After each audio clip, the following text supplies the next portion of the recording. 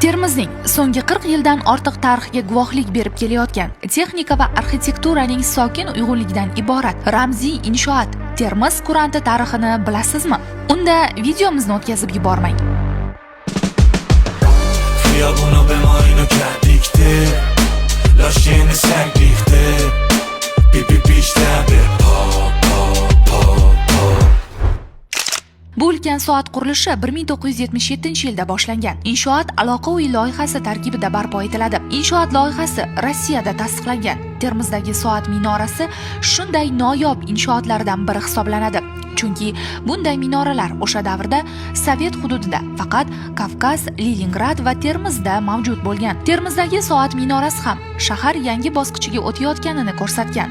Bu bino shaharga kelgan odamlar uchun mo'ljal nuqtasi, yo'l ko'rsatuvchi belgi vazifasini ham bajargan. Qurilish 1982-yilda yakunlangan va minora 32 metr balandlikda qad rostlagan. Minora balandligi va joylashuvi qulay bo'lganligi sababli unga analog signallarni uzatuvchi va qabul qiluvchi qurilma ham o'rnatilgan. Chunki o'sha vaqtda hozirgi viloyat hokimligi binosi bo'lmagan. Shuningdek, minoraga shahar xavfsizligini nazorat qiluvchi maxsus uskuna ham o'rnatilgan.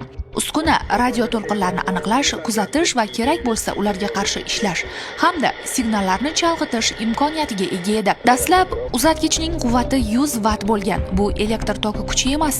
Bu radio signal quvvati o'lchov birligi. O'sha davr analog uzatgichlari uchun juda katta ko'rsatkich va hozir ham 100 wattlik quvvat kuchli va inson hayoti uchun xavfli hisoblanadi. Keyinchalik signallarning inson salomatligiga ta'siri borligi tasdiqlanib, quvvat 50 ga tushirilgan. Vaqt o'tishi bilan undan ham pasaytiriladi va bugungi kunda tizim to'liq raqamli formatga o'tgan.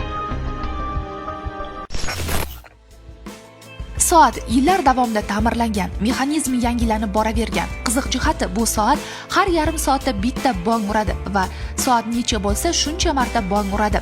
Masalan, soat 3 bo'lsa 3 marta, soat 7 bo'lsa 7 marta bong uradi. Shu tarzda Termiz aholisi vaqtni bong urishlari orqali ham bilishadi. Ushbu bino o'z davrida juda aqlli, chuqur fikrlaydigan inson tomonidan tanlangan joyga qurilgan. Shuning uchun ham hozir u turgan joy Termizdagi markaziy ko'cha sifatida e'tiborga ega. Bugun esa nafaqat Termizning tarixiy me'moriy meros sifatida qadrlanadi, balki shahardagi eng chiroyli va diqqatga sazovor inshootlardan biri hisoblanadi.